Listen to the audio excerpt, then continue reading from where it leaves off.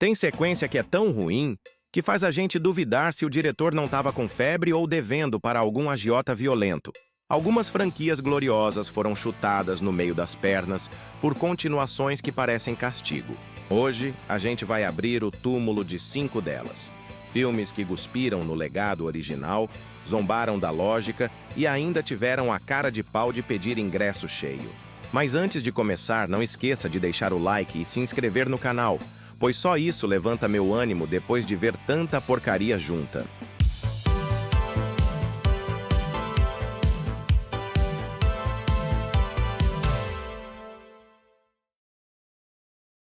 Quinto lugar, Highlander 2, A Ressurreição. Rapaz, se o primeiro Highlander era uma carreta V8 descendo serra, com fé em Deus e confiança no coração, o segundo é um maré fumando na subida com o volante tremendo mais que vara verde. Highlander 2 é aquele tipo de filme que você assiste uma vez e já se sente traído, igual quando o mecânico fala, é só trocar a correia e te entrega a conta maior que o IPVA. Os cabras pegaram uma história que era mística, cheia de duelo de espadachim casca grossa, e meteram um papo de ET vindo de outro planeta chamado Zeist, que mais parece nome de desinfetante genérico. Ô ideia desgraçada. Transformaram os imortais em alienígenas com armadura e penteado de cantor de lambada. Meteram um campo de força em torno da Terra e ainda trouxeram o Sean Connery de volta, tipo figurante de novela da Globo que morreu e ressuscitou só para completar a cota do sindicato. E o pior, o homem morre de novo. Gastaram dinheiro para trazer o véi de volta só para enterrar o coitado mais uma vez. O cara é o imortal que mais morre no cinema. E falando em grana, senta aí para não cair, 34 milhões jogados no ralo igual água de tanque furado. Só arrecadou 15 milhões. Foi um prejuízo digno de levar surra de vara de goiabeira. O povo foi assistir achando que ia ver pancadaria com trilha sonora do Queen e saiu do cinema com vontade de bater em quem escolheu o filme. Era tanta viagem sem sentido que parecia que o roteirista já estava virado há 3 dias sem dormir e de ressaca de canelinha. Os efeitos eram tão toscos que o fundo verde parecia feito com lona de caminhão. A direção era mais perdida que cego em tiroteio, e a edição final parecia trabalho de editor freelancer, com tendinite e raiva no coração. O povo que amava o primeiro filme ficou igual corno traído em praça pública, sem reação e cheio de vergonha. Highlander 2 é o tipo de sequência que não devia nem ter saído do papel. Era para ter sido interditado por crime contra o entretenimento. Quem teve essa ideia devia estar devendo aposta ou querendo sabotar a própria carreira, pois não é possível alguém em sã consciência conceber uma aberração como essa. Quarto lugar, O Exterminador do Futuro, Gênesis. Quem teve a ideia desse filme com certeza estava com dívida com a agiota. Gênesis tentou ser reboot, prequel, sequência e homenagem ao mesmo tempo. E acabou virando uma mistura igual leite condensado com sardinha. Os caras quiseram refazer a franquia mexendo onde ninguém pediu, tipo o borracheiro curioso desmontando suspensão só pra ver o que acontece. E o que acontece? Dá merda, claro. Gênesis é o primo biruta da saga. Aquele que aparece no churrasco da família falando que inventou um novo tipo de feijoada sem feijão. Tiraram o James Cameron da jogada, meteram um monte de efeito que parece demo de videogame de 2010. Enfiaram viagem no tempo mais confusa que nó de marinheiro bêbado e ainda chamaram o Arnold para repetir frase batida com cara de quem tava só pagando boletos. A Skynet agora virou um chat GPT com interface bonitinha, porque claro, em Hollywood todo apocalipse vem com design minimalista. E o novo John Connor, caraca. Transformaram o líder da resistência num vilão meia-boca, com carisma de filtro de barro e expressão de quem tá com prisão de ventre. Teve 155 milhões de orçamento, ou seja, grana para comprar um quarteirão em Cotia. E rendeu 440 milhões no mundo todo, mas segura. Foi flop mesmo assim. Porque o marketing prometeu picanha, mas serviu pão velho com ovo frio. A crítica caiu de pau, e o público saiu do cinema com dor de cabeça e vontade de processar o roteirista por danos morais. A cronologia foi tão chutada que o multiverso da Marvel parece fazer sentido perto disso. O filme ignora os anteriores, se contradiz em tempo real e ainda quer bancar o espertão com plot twist que ninguém entendeu, nem quem escreveu. É tipo aquele mecânico que desmonta teu carro todo e te devolve dizendo melhorou, confia meu patrão. Gênesis é o retrato do desespero de uma franquia tentando reviver na base do desfibrilador narrativo. Uma colcha de retalhos mal costurada, com cheiro de tanga borrada. Se o T-800 visse isso, voltava no tempo só para impedir essa vergonha de acontecer. E levava o roteirista junto na mala para dar uma amaciada no lombo dele. Terceiro lugar, Indiana Jones e o Reino da Caveira de Cristal. Esse filme foi uma tentativa de homicídio contra o Indiana Jones. O arqueólogo que já bateu em nazista, escapou de armadilha, atravessou selva e encarou cobra, virou um velhote cansado, arrastando a sola do sapato como se tivesse acabado de sair de fila do INSS. Harrison Ford estava com cara de que topou o papel só porque pagava bem, e mesmo assim a direção tratou o herói como se fosse uma caricatura mal desenhada do que já foi. Meteram o Shia LaBeouf como filho perdido do Indy, mas o problema é que o rapaz trouxe a mesma energia de xarope que já carregava nos Transformers. Gritaria, trejeito forçado e chatice. Ao invés de parecer o sucessor do arqueólogo, parecia sobrinho pentelho que pega carona sem pedir e ainda reclama do banco apertado. A química com Harrison Ford era nula. Parecia dois estranhos obrigados a dividir mesa em bar de rodoviária. E como se não bastasse, tacaram a Cate Blanchett de vilã soviética. Atriz gigante, mas presa num papel que mais parecia vilã de paródia. De peruca cortada a machadinha e sotaque engessado, a personagem era tão exagerada que parecia saída de esquete de humor da Praça é Nossa. Um desperdício completo de talento, usado só para segurar sabre e dar discurso caricato. Spielberg e George Lucas, dois nomes que deviam ser sinônimo de respeito, entregaram um roteiro que parecia piada. Dessa vez, Indy estava encarando um mistério envolvendo um crânio extraterrestre. Puta merda. Foram eles que assinaram o cheque e carimbaram essa porcaria. Não foi acidente. Foi crime premeditado contra uma das maiores lendas do cinema.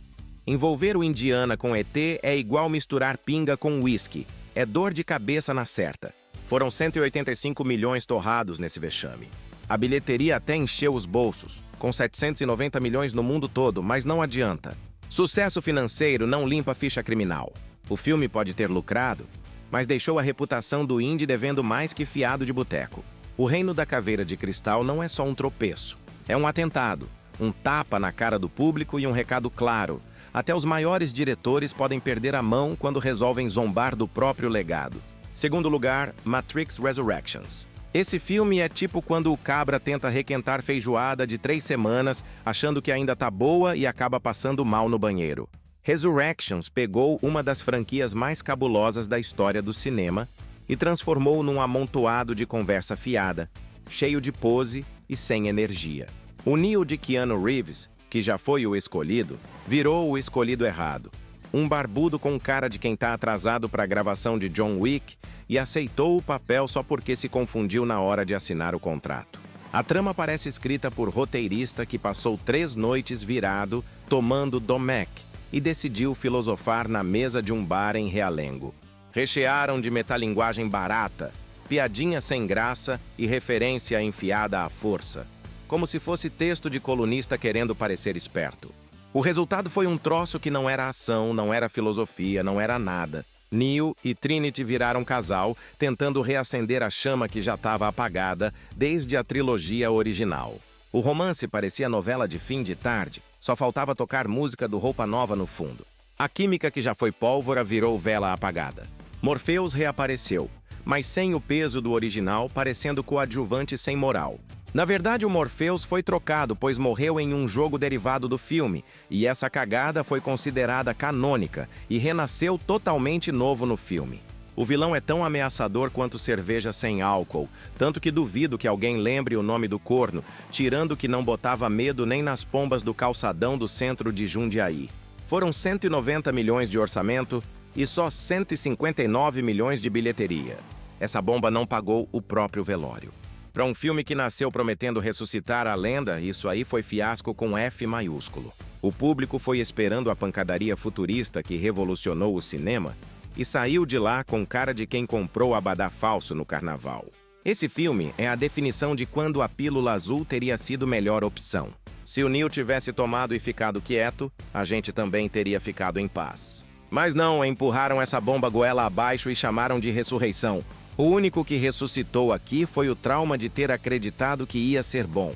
Primeiro lugar, Debbie e Lloyd 2. Esse filme é a personificação do vexame. Debbie e Lloyd 2 não é uma comédia. É uma humilhação pública, um atentado contra o bom senso, um espetáculo de vergonha que merecia ser exibido só em presídio de segurança máxima como forma de punição. O original foi um marco, beleza. Mas essa continuação parece ideia de produtor com déficit de atenção, surtado às 3 da manhã perguntando: e se a gente cagasse na própria história e chamasse de sucesso? Jim Carrey e Jeff Daniels não voltaram porque tinham algo para dizer. Voltaram porque a conta de luz atrasou? Enfiaram os dois em cena tentando repetir o que fizeram 20 anos atrás, mas com a energia de quem acabou de tomar dose dobrada de Rivotril. É tipo ver dois bêbados no palco da escola tentando recriar o que um dia foi arte. As piadas, mortas, desenterradas e reencenadas com o timing de uma tartaruga de muleta. O humor desse filme fede. Não tem graça, não tem ousadia, não tem timing. É piada de banheiro contada por tiozão aposentado que acha que dizer pum ainda arranca gargalhada. É constrangedor ver dois caras geniais sendo jogados no lixo da própria história. Você não ri, você assiste com vergonha. E não é aquela vergonha alheia bonitinha, não. É vergonha tipo pegar seu pai de cueca fazendo dancinha no TikTok. Meteram 40 milhões nesse circo de horrores. E conseguiram arrancar 169 milhões da galera. Golpe da nostalgia. Venderam esse filme como reencontro, mas entregaram tortura. É o tipo de comédia que se alguém ri, você desconfia da saúde mental da pessoa. Se o primeiro foi marco da comédia escrachada, esse aqui é o obituário. Debbie e Lloyd 2 é tão desnecessário quanto caixa selada em carro de funerária. Uma sequência que não respeita nem o que foi construído. Um show de bizarrice geriátrica, onde os atores se arrastam por um roteiro fraco, num ritmo que faria o Zorra Total parecer Tarantino. Esse filme não é só ruim, é nojento de tão covarde. Covarde com o fã, com a história, com a própria inteligência dos envolvidos. É o tipo de coisa que devia ser apagada da história do cinema com solvente industrial. Quem autorizou isso tinha que ser processado por crimes contra a comédia. E se você aguentou assistir esse desfile de bomba cinematográfica até aqui, parabéns, você merece um troféu de resistência. Porque encarar essas sequências criminosas sem chorar sangue é coisa de guerreiro, de raiz, de quem já tomou turbaína ferraspari quente no sol do meio-dia. Agora faz o seguinte, não vacila e já mete o dedão no like, se inscreve no canal se ainda não for inscrito e ativa o sininho para não perder quando a gente voltar detonando mais filme ruim, mais atuação desastrosa e mais roteiro que parece ter sido escrito num posto de gasolina às 3 da manhã. Esse canal só tá crescendo graças ao seu apoio, que assiste, compartilha, comenta, xinga junto e dá risada com a gente. Aqui é bagulho doido, é sarcasmo grosso, é filme escroto levado a sério só pra gente poder zoar com propriedade. Um forte abraço e fiquem com Deus.